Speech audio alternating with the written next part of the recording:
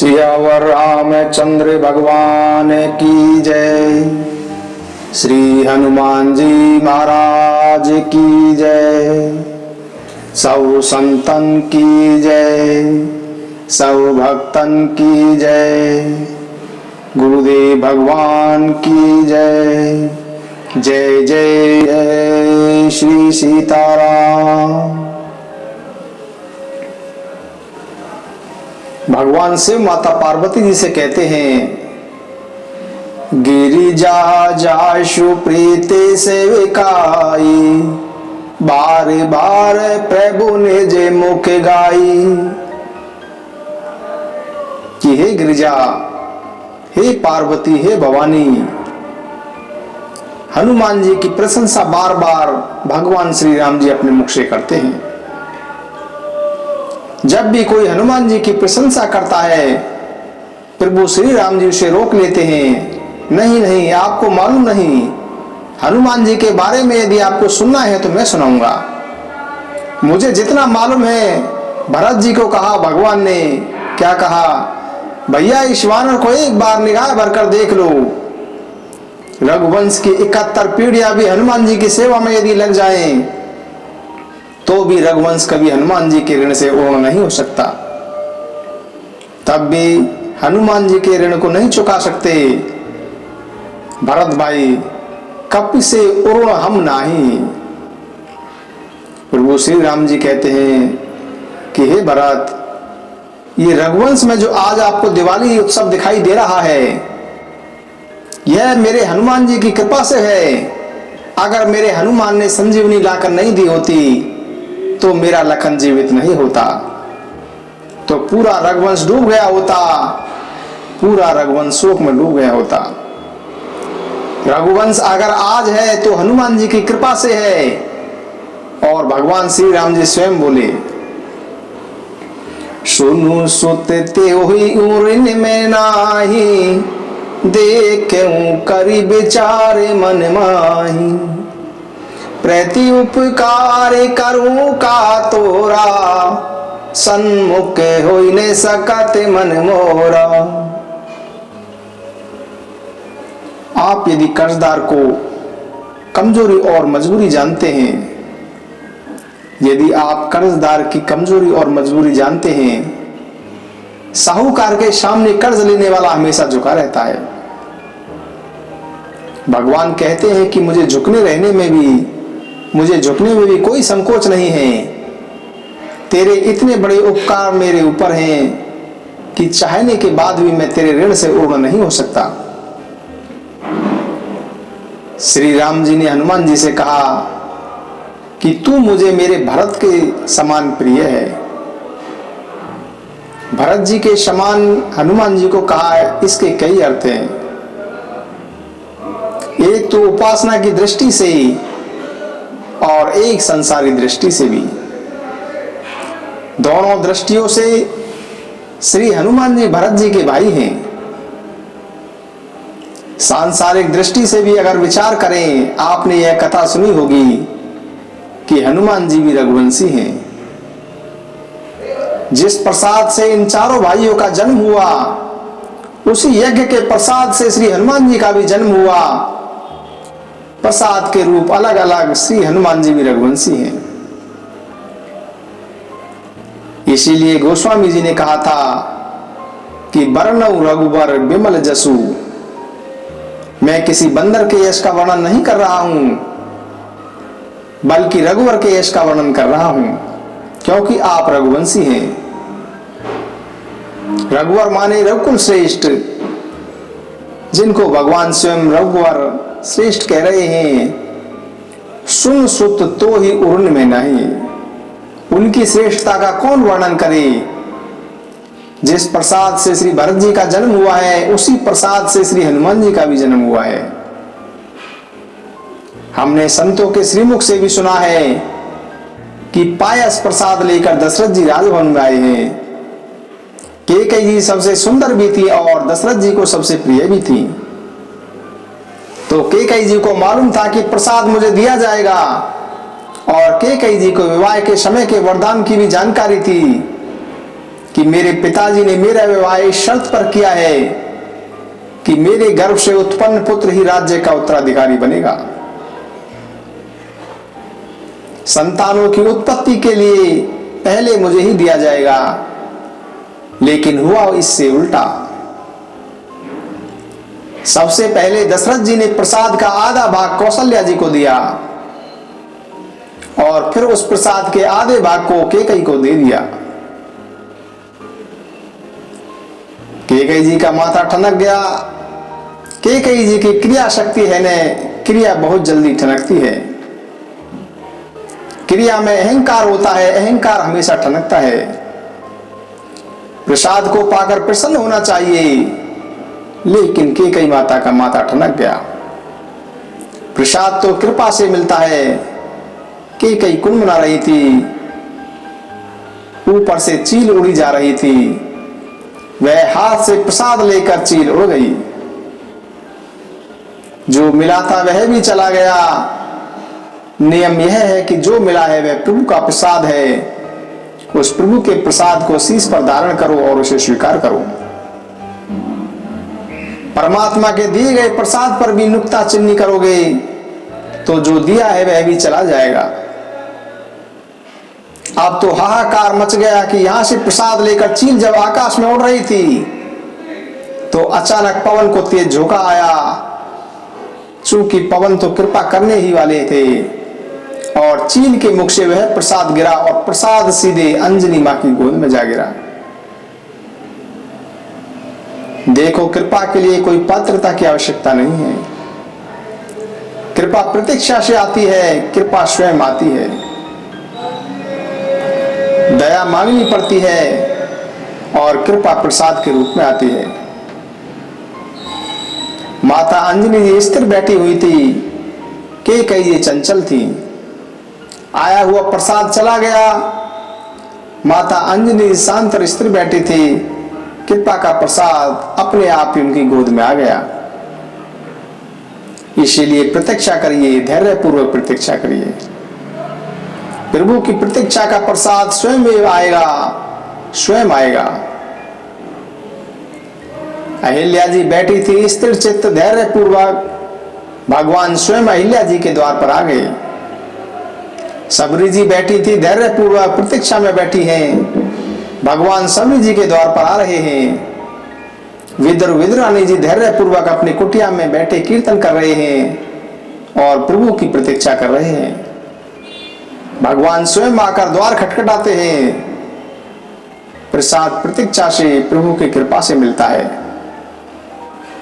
और उस प्रसाद का सेवन अंजनी मां ने किया है। तो जिस प्रसाद से भरत जी का जन्म हुआ उसी प्रसाद से श्री हनुमान जी का भी जन्म हुआ। इसीलिए भगवान ने कहा है कि तुम मम प्रिय भरत ही संभाई।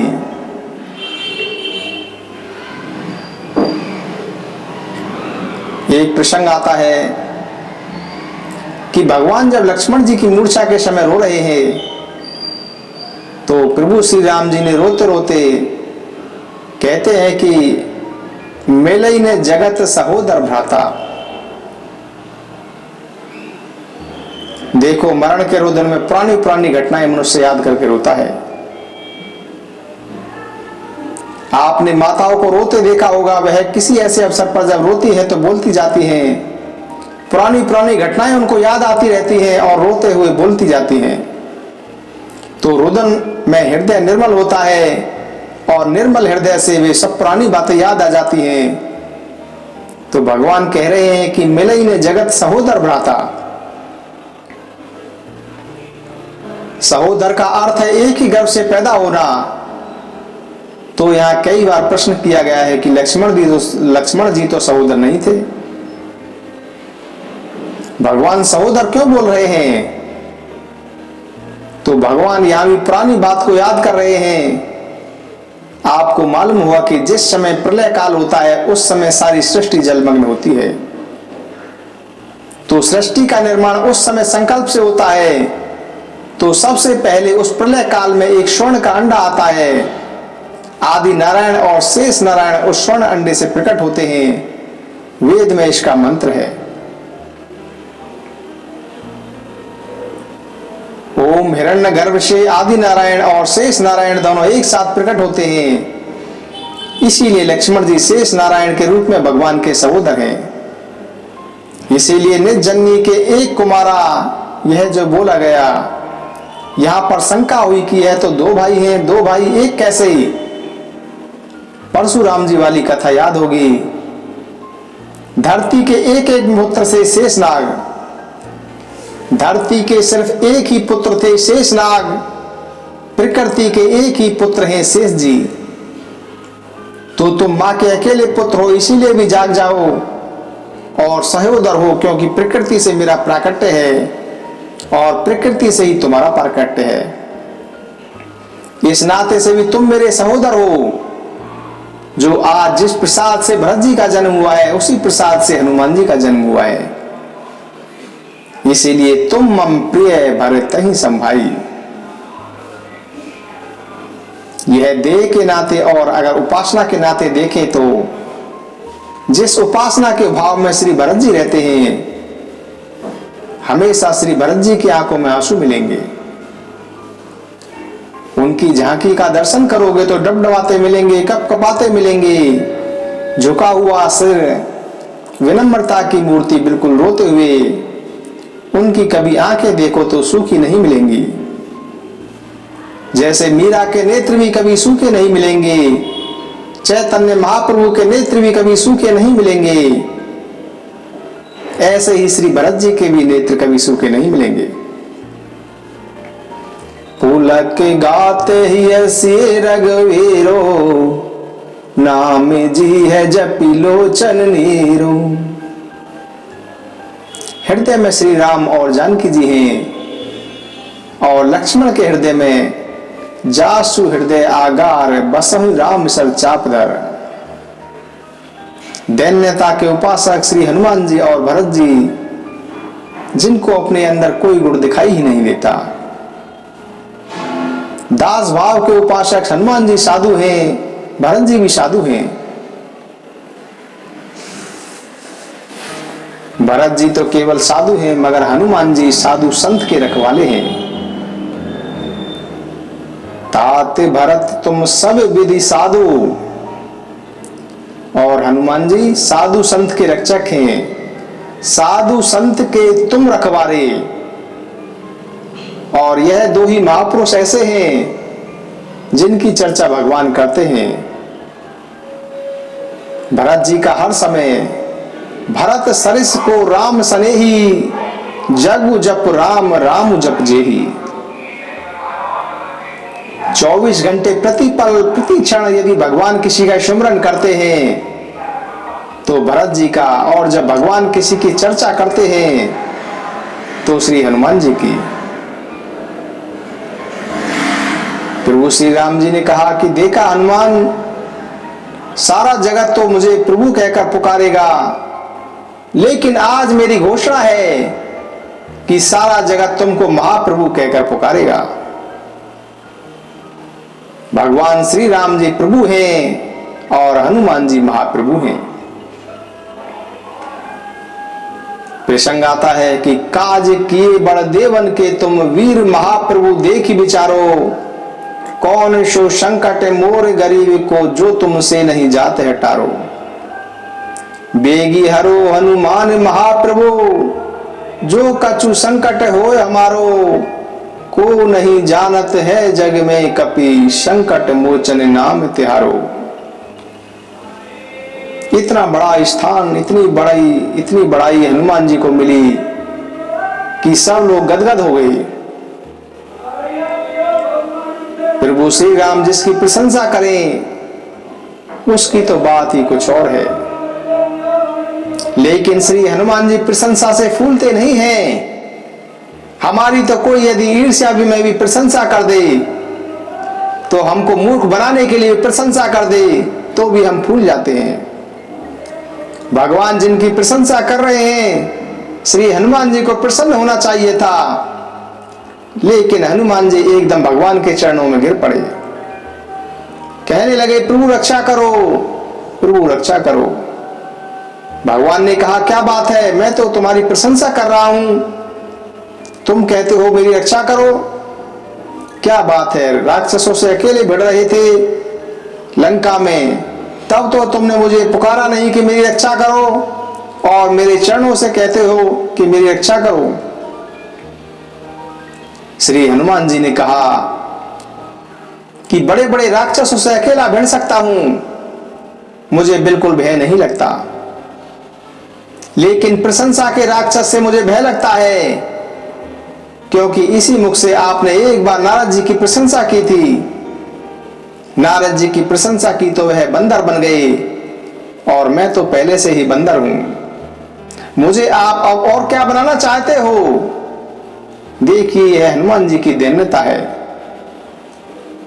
सहसे बदन तुम रोजस गावे, हसे कही श्रीपति कंटे लगावे। हजारों बदन, सहस बदन, सारा जगत या स्वयं शेषनाग जिनका यश गान गाते हैं। श्री हनुमान जी ने अपने यश का त्याग कर दिया, और भगवान कहते हैं कि मैं तो तेरे यश का गुणगान करूंगा ही, मैं शेषनाग से भी तेरा गुणगान कराऊंगा। श्री हनुमान जी की प्रशंसा लक्ष्मण जी भी बहुत करते हैं। हालांकि लक्ष्मण जी को ईर्ष्या होनी चाहिए थी जब प्रभु ने यह बोला था कि तुम मम प्रिय लक्ष्मण ते दूना, लेकिन उनको ईर्ष्या नहीं हुई, क्योंकि वह उनके साथ थे। लक्ष्मण जी गदगद हो उठे कि भगवान का कोई इतना प्रिय भी हो सकता है, काश मैं भी इतना प्रिय होता। ईर्ष्या नहीं हुई बल्कि आनंद हुआ। लक्ष्मण जी ने कहा कि हनुमान, तुम सचमुच हमसे ज्यादा भाग्यशाली हो। बोले, क्योंकि मैं तो जानकी मां के साथ 13 वर्ष से लगातार साथ साथ था, तो भी मैं मां का विश्वास नहीं जीत पाया। मां को मेरे ऊपर संदेह हो गया, तभी तो मां ने विश्वास ठुकरा दिया। जब मैंने कहा था कि प्रभु पर कभी संकट न आ ही नहीं सकता, लेकिन तुम मां के पास थोड़ी देर ही गए, लेकिन मां ने तुमको भरोसा दिला दिया। कपि के बचन स प्रेम सुन, उपजा मन विश्वास, जाना मन क्रम बचन यह, कृपा सिंधु करदास। लक्ष्मण जी कहते हैं कि हनुमान जी, तुमने माता को विश्वास दिला दिया, भरोसा दिला दिया। मां जानकी जी समझ गई, मनसा वाचा कर्मणा, यह भगवान का दास है। इसलिए लक्ष्मण जी ने कहा कि हनुमान, मैं यह घोषणा करता हूं कि भगवान का काम मेरे बिना तो चल सकता है, लेकिन भगवान का काम तुम्हारे बिना नहीं चल सकता। दुनिया चले न श्री राम के बिना, राम जी चले न हनुमान के बिना। दुनिया चले न श्री राम के बिना, राम जी चले न हनुमान के बिना। जब से रामायण पढ़ ली है, एक बात मैंने समझ ली है, रावण मरे न श्री राम के बिना, लंका जले न हनुमान के बिना। दुनिया चले न श्री राम के बिना, राम जी चले न हनुमान के बिना। लक्ष्मण का बचना मुश्किल था, कौन बूटी लाने के काबिल था। लक्ष्मण बचे न श्री राम के बिना, बूटी मिले न हनुमान के बिना। लक्ष्मण बचे न श्री राम के बिना, बूटी मिले न हनुमान के बिना। दुनिया चले न श्री राम के बिना, राम जी चले न हनुमान के बिना। सीता हरण की कहानी सुनो, एक बार मेरी जवानी सुनो। सीता हरण की कहानी सुनो, एक बार मेरी जुबानी सुनो। सीता मिली न श्री राम के बिना, पता चले न हनुमान के बिना। सीता मिली न श्री राम के बिना, पता चले ना हनुमान के बिना, दुनिया चले ना श्री राम के बिना, राम जी चले ना हनुमान के बिना, राम जी चले ना हनुमान के बिना। भगवान को बहुत अच्छा लगा कि लखन प्रशंसा कर रहे हैं, क्योंकि साथ रहने वालों में कभी कभी साथी के लिए ईर्ष्या पैदा हो जाती है। आज मेरे लखन के हृदय में भी हनुमान के लिए अत्यंत स्नेह है, ऐसा कहकर प्रभु ने हनुमान को अपने कंठ से लगा लिया। कंठ से लगाने का अर्थ है कि हनुमान जी तुम हमेशा मेरे कंठ में रहोगे। तुम्हारी कंठ और जिह्वा पर मैं हूं और मेरे कंठ और जिह्वा पर हमेशा तुम ही रहोगे। मेरे कंठ से जब भी निकलेगा तुम्हारा ही नाम निकलेगा। सनकादिक ब्रह्मादि मुनीसा, नारद सारद सहित ऐसा, जम कुबेर दिगपाल जाते, कभी को विद कही सके, जम कुबेर दिगपाल जाते, कभी को विद कही सके कहाते। ब्रह्मा जी, नारद महाराज जी, शेष जी, शारदा, जितने भी मुनि हैं, सब तुम्हारी प्रशंसा कर रहे हैं। सनकादिक ऋषि प्रशंसा करते हैं। चूंकि श्री हनुमान जी कथा के रसिक हैं और सनकादिक ऋषि भी जहां जहां जाते हैं बालक रूप लेकर बैठते हैं, कथा श्रवण करते हैं। हमसे भी ज्यादा कथा के रसिक श्रोता श्री हनुमान जी हैं। इस कारण से वे हनुमान जी की प्रशंसा करते हैं। जिस समय मेघनाथ ने हनुमान जी पर ब्रह्मास्त्र का प्रयोग किया था तो हनुमान जी को वरदान था, वे चाहते तो ब्रह्मास्त्र की महिमा को तोड़ सकते थे, लेकिन हनुमान जी जानते हैं कि मैं मर्यादा पुरुषोत्तम श्री राम जी का सेवक हूं और यदि मैं मर्यादा तोड़ूंगा तो यह शोभा नहीं देता। दूसरा बुजुर्गों की मर्यादा को बनाए रखना, इससे बड़ा कोई धर्म कार्य नहीं होता। इसीलिए हनुमान जी ने जानबूझकर ब्रह्मास्त्र के प्रयोग से मूर्छित होकर गिरने का नाटक किया। नहीं तो हनुमान जी को कौन मूर्छित कर सकता है? जो मूर्छित की मूर्छा दूर करने की क्षमता रखते हैं उन्हें कौन मूर्छित कर सकता है? लेकिन केवल ब्रह्मा जी की मर्यादा के लिए श्री हनुमान जी महाराज ने नाटक किया और नाटक में वह मूर्छित हो गए। जामवंत जी ब्रह्मा जी के अंशावतार हैं। जामवंत जी भी जब प्रशंसा करते हैं हनुमान जी की ही करते हैं। राम काज कीने हनुमाना, राके सकले कपिन के प्राणा। हे भगवान, यह तो हमारी क्षमता नहीं थी, यह तो हनुमान जी की कृपा है कि आज हम आपके चरणों में बैठे हैं। भगवान जब भी विश्राम के क्षणों में होते हैं तो जामवंत जी आकर भगवान को हनुमान जी की कथा सुनाया करते हैं। एक बार मेघनाथ ने पूरी सेना को मूर्छित कर दिया।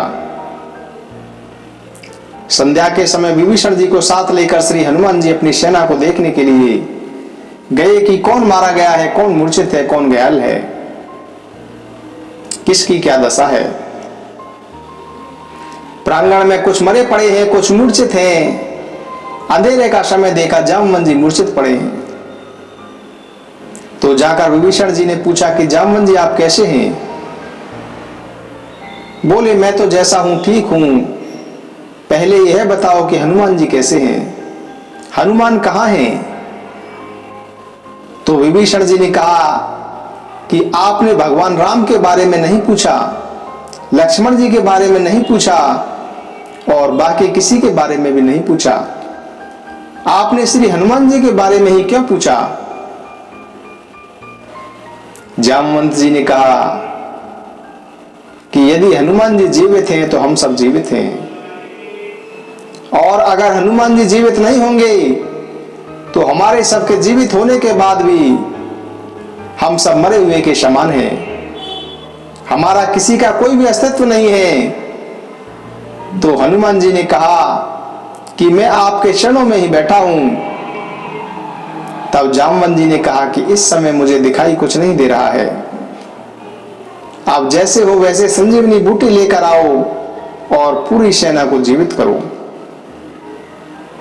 सनकादिक ब्रह्मादि मुनीसा, नारद सारद सहित अहिसा।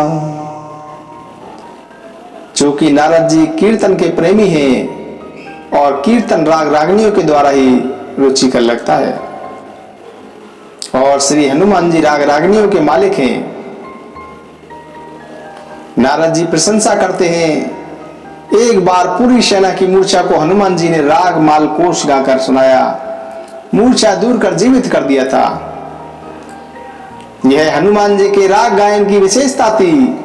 शारदा प्रसन्न हो गई क्योंकि राग रागनियों के रूप में शास्त्र शुद्ध हो गया। जम कुबेर दिग्पाल जहां थे, कवि कोविद कही सके कहां थे। यमराज जी भी यश गाते हैं। रावण के यहाँ यम नाम का दरवाजा था, उसके भीतर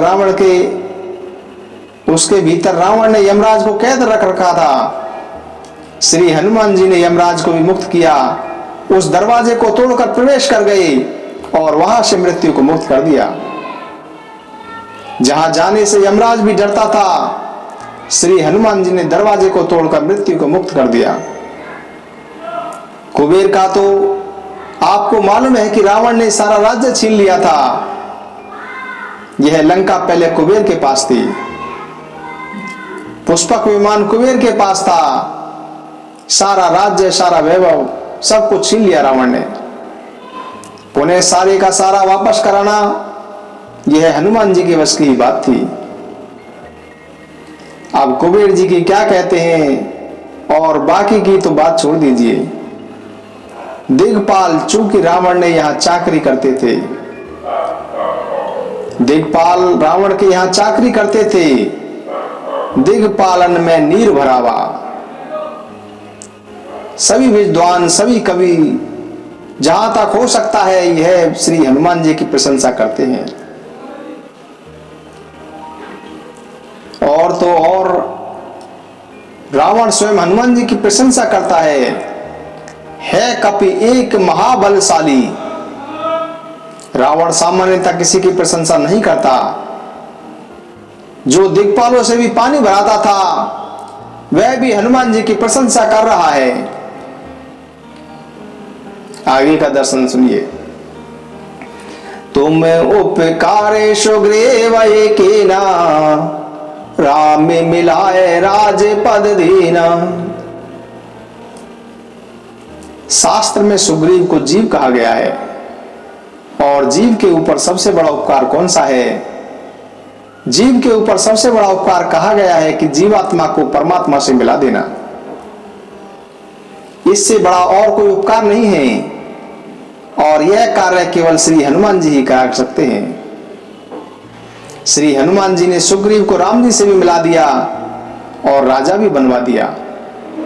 भगवान भी मिले सुग्रीव को और भोग भी मिला। यह हनुमान जी की विशेषता है। और देवता चित्त न धरई, हनुमत से ही सर्व सुख करई।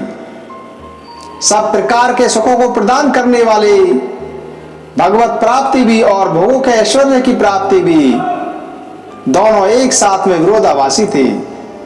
उन दोनों को प्राप्त करा देना यह हनुमान जी के वश की ही बात है। पहले राम बाद में राज्य, और यह राज सिद्धांत है कि पहले अगर राम मिल जाएंगे तो राज्य के भोग का तो जीव दुरुपयोग नहीं कर सकता। सुग्रीव करने लगा था। राम के मिलने के बाद भी जीवात्मा कभी कभी भोग में राम को विसार देता है, राम को भुला देता है। उसे भी हनुमान जी ठीक कर सकते हैं। जब सुग्रीव भोग में डूब गए, भोग विलास में मग्न हो गए, तब भी हनुमान जी की भूमिका गुरु के रूप में थी। सुनिए। यहाँ पवन सुत हृदय बेचारा, राम काज सुग्रीव बिसारा। निकट जाई चरण सिर नावा, चारु विदिते कही समुझावा, निकट जाई चरणे सिर नावा, चारु विदिते कही समुझावा। श्री हनुमान जी सब प्रकार से समझाकर जीवात्मा को हरि चरणों में ले आना, यही सबसे बड़ा उपकार है। भोग और वासनाओं में डूबा हुआ जीव भगवान के चरणों में पहुंच जाए, इससे बड़ा और क्या उपकार हो सकता है। पहले हमारे पास धन वैभव जाए, सब तीर्थों में जाएंगे, सब संतों की सेवा करेंगे, तब मंदिरों का दर्शन करेंगे, तब भजन पाठ करेंगे, और इसी में सारा जीवन डूब जाता है। न इधर के रहते हैं और न उधर के रहते हैं। राम संग यदि पहले मिले तो धन भी कमाया जा सकता है, धन का सदुपयोग भी किया जा सकता है। अगर सीधे धन कमाया तो धन भी डुबा देता है, अर्थ भी अनर्थ कराता है। स्वामी रामकृष्ण परमहंस बहुत अच्छा उदाहरण देते हुए कहते थे कि देखो भाई, जगत में रहते हो, रहना हो तो है जगत में, जगत को छोड़ा तो नहीं जा सकता, पर कैसे रहना है, जैसे कटहल के साथ व्यवहार करते हो ऐसे रहना है। कटहल का साग बनाने वाले थोड़े चतुराई करते हैं, पहले हाथों में तेल लगाते हैं, फिर कटहल को काटते हैं। अगर तेल नहीं लगाया है तो इसका दूध हाथों पर चिपक जाता है और वह आसानी से छूटता नहीं है। और यदि तेल लगा लें तो फिर कटहल से कोई इन्फेक्शन नहीं होता। संसार कटहल की तरह है, इसको काट कर हल किया जा सकता है। हम लोग चाट कर हल करना चाहते हैं, संसार के प्रत्येक स्वाद को चाटते हैं और फिर समस्याओं का हल करना चाहते हैं, पर इसको काट कर हल करना चाहिए और इसका जो दूध है वह अपने हाथों पर न चिपकने दें। इसके लिए पहले श्रद्धा का तेल लगा लो। अगर श्रद्धा प्रेम स्नेह का तेल लगा लोगे तो फिर कटहल रूपी संसार का प्रभाव आएगा ही नहीं। पहले भगवान से मिलिए, भोगों की ओर बाद में जाइए। हम भोगों को पहले मिलते हैं, भगवान की ओर बुढ़ापे में जाना चाहते हैं। विश्वामित्र जी जब दशरथ जी के पास आए हैं राम लक्ष्मण को मांगने, क्या कहते हैं विश्वामित्र जी? अनुजे समेत देहु रघुनाथा, निशिचर वद में हो बेसनाता। तो दशरथ जी ने कहा कि मुझे ले चलो, मेरी सेना को ले चलो, राम को देते नहीं बनता। तब विश्वामित्र जी ने कहा, राजन, भगवान पर मुरझाया हुआ पुष्प नहीं चढ़ाया जाता। विश्वामित्र जी कहते हैं कि राजन, भगवान पर मुरझाया हुआ पुष्प नहीं चढ़ाया जाता, भगवान पर खिला हुआ पुष्प चढ़ाया जाता है। हमारे जीवन की रचना बदल गई। हम खिली हुई जवानी को भोगों को समर्पित करते हैं और मुरझाए हुए बुढ़ापे को भगवान की ओर ले जाते हैं। जिसने जवानी में भजन कर लिया, बुढ़ापे में वह भजन काम आता है। जिसने जवानी में शक्ति अर्जित कर ली, उसको बुढ़ापे में कराना नहीं पड़ता। इसीलिए पहले राम फिर आराम। कृपा करहूं गुरुदेव की नाई। ऐसे हनुमान जी जो कृपा सुग्रीव के ऊपर करते हैं, वह हमारे ऊपर भी करें। तुमरो मंत्र विभीषण माना, लंकेश्वर भय सब जग जाना। विभीषण जी बहुत दुखी थे। अरे व्यक्ति कितना हीन भाव से भर गया होगा, बीमार व्यक्ति भी अगर कोई जा रहा है और आप अगर उससे मिले, आपने उससे पूछा कि आप कैसे हैं, तो वह बोलेगा ठीक है। घर में कलह है, क्लेश है, दुख है, पर आप पूछेंगे कि घर में कैसा चल रहा है, तो वह कहेगा कि सब ठीक चल रहा है। एक सामान्य व्यक्ति भी अपने रोने का दुखड़ा रोना नहीं जाता, एक सामान्य व्यक्ति भी अपने रोने का दुखड़ा रोना नहीं रोता, लेकिन विभीषण जैसा व्यक्ति, हनुमान जी ने जब पूछा कि कैसे हो विभीषण, तो बोलता है अरे भाई क्या बताएं, सुनहु पवन सुत रहनी हमारी, जिमी दस नहीं महू जीव बेचारी। विभीषण जी कहते हैं सुनहु पवन सुत रहनी हमारी, जिमी दस नहीं महू जीव बेचारी।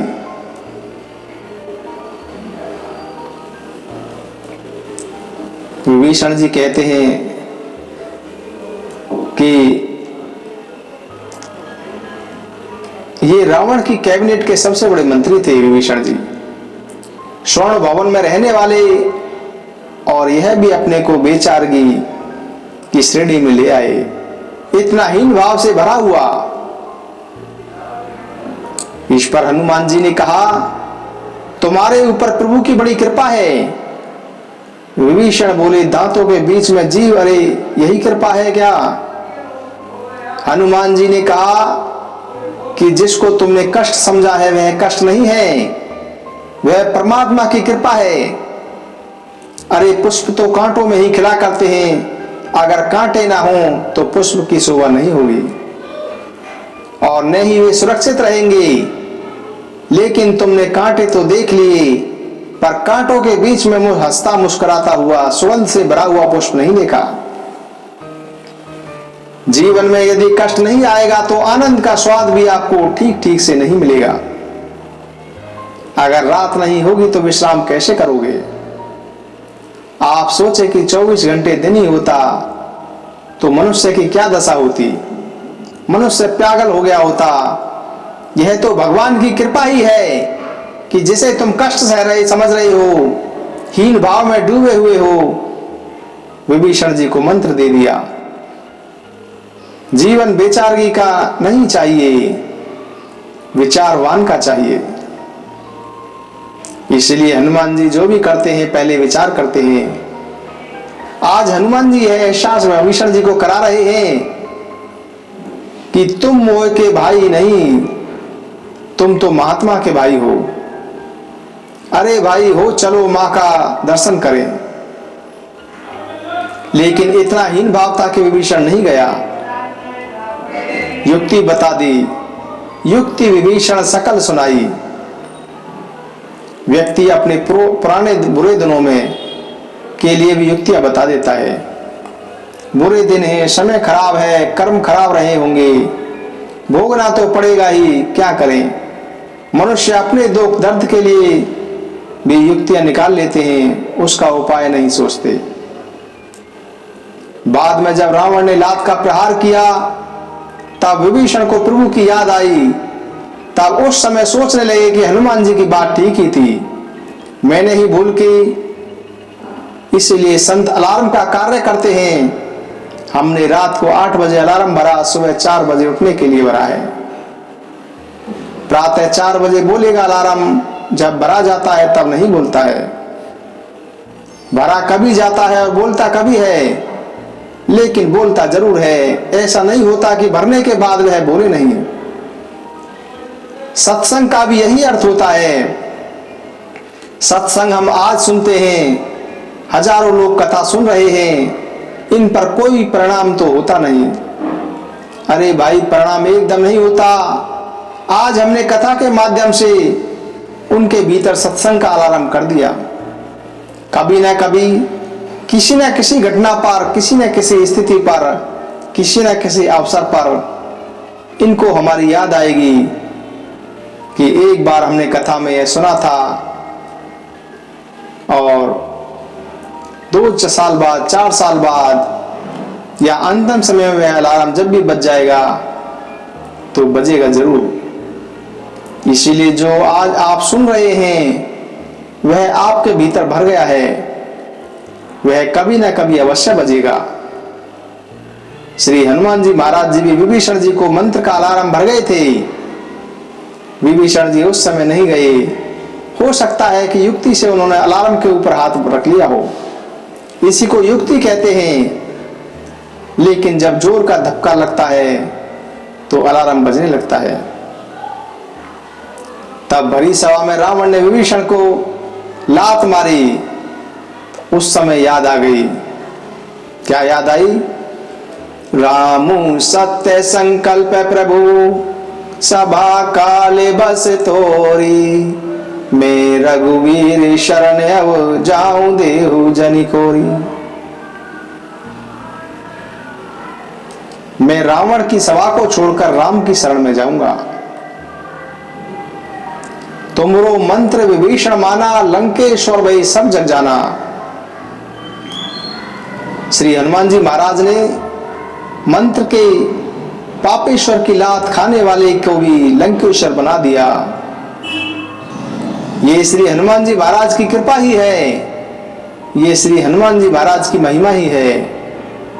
आगे का दर्शन हम सबके बड़े ही काम का है। सुनिए। प्रभु मुद्रिका मेले मुख माही, जलधि लांघि गए अचरज नाही। इस चौपाई के मर्म को समझने के लिए हमको यह प्रसंग उठाया है।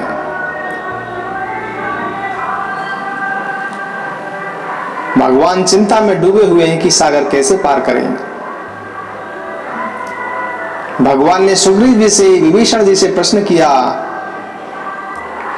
सुनु कपीस लंकापति भीरा, केहि विधि तरई जलधि गंभीरा। संकुली मकर उरगे जस जाति, अति अगाध दुस्तर शब बाती। संकुली मकर उरगे जस जाति, अति अगाध दुस्तर शब भाति। यह प्रश्न प्रभु के श्रीमुख से आया है। सबने उत्तर अपनी अपनी मति के अनुसार दिया। श्री हनुमान जी महाराज का जो उत्तर आया है वह सबको प्रेरणा देने वाला है। श्री हनुमान जी महाराज ने कहा कि प्रभु चिंता क्यों करते हो, कैसे पार होंगे। प्रभु मुद्रिका मेरे मुख माही, जलधि लांघि गए अचरज नाही। नाम लेते भव सिंधु सुखाही, करहु विचारे सुजन मन माही। नाम लेते भव सिंधु सुखाही, करहु विचारे सुजन मन माही। बचपन में हनुमान जी ने सूर्य को अपने मुख में रख लिया था और आज मुद्रिका को मुख में रखा है। यह सिद्धांत है कि जो सूर्य को मुख में रखेगा वह ही मुद्रिका को भी मुख में रख सकता है। सूर्य ज्ञान का प्रतीक है। जो ज्ञान का भूखा होगा, सुना है ने जन्म लेते ही पहले दिन भूख लगी। जिसको जन्म से ही ज्ञान हो गया, जिसको जन्म से ही ज्ञान की भूख जगी है, हमको बुढ़ापे में ज्ञान की भूख जागती है। हमको बुढ़ापे में ज्ञान की लालसा जागती है, बेकी नहीं। भगवान जाने जिसको जन्म से ज्ञान की भूख होगी वही अपने मुख से श्री राम नाम की मुद्रिका को डालेगा। मुद्रिका को मुख में रखने का अर्थ है कि मुद्रिका में जो लिखा था वह मुख में रखा गया। मुद्रिका में क्या लिखा था? श्री राम नाम,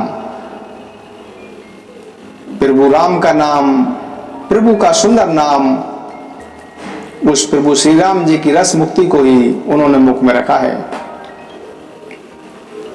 सीताराम सीताराम सीताराम कहिए, जाहि वेदी राके राम ताहि वेदी रहिए। सीताराम सीताराम सीताराम कहिए, जाहि वेदी राके राम ताहि वेदी रहिए।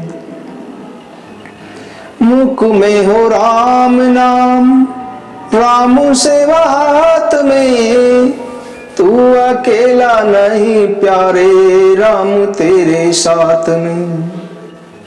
विधि का विधान जान हानि लाभ सही, सीताराम सीताराम सीताराम कहिए। किया अभिमान तो फिर मान नहीं पाएगा, होगा प्यारे वही जो श्री राम जी को भाएगा। फल आशा त्याग शुभ काम करते रहिए, सीताराम सीताराम सीताराम कहिए। जिंदगी की डोर सौंप हाथ दिन रात के, महलों में राके चाहे झोंपड़ी में वास दे। धन्यवाद निर्विवाद राम राम कहिए, सीताराम सीताराम सीताराम कहिए। आशा एक राम जी से दूजी आशा छोड़ दो, नाता एक राम जी से दूजा नाता छोड़ दो। साधु संग राम रंगे अंगे अंगे रंगिए, सीताराम सीताराम सीताराम कहिए। काम रस त्याग प्यारे राम रस पगिए, जाहि वेदी राके राम ताहि वेदी रहिए। सीताराम सीताराम सीताराम कहिए, जाहि वेदी राके राम ताहि वेदी रहिए। जय श्री राम, जय जय श्री सीताराम, जय जय श्री सीताराम, जय जय श्री सीताराम।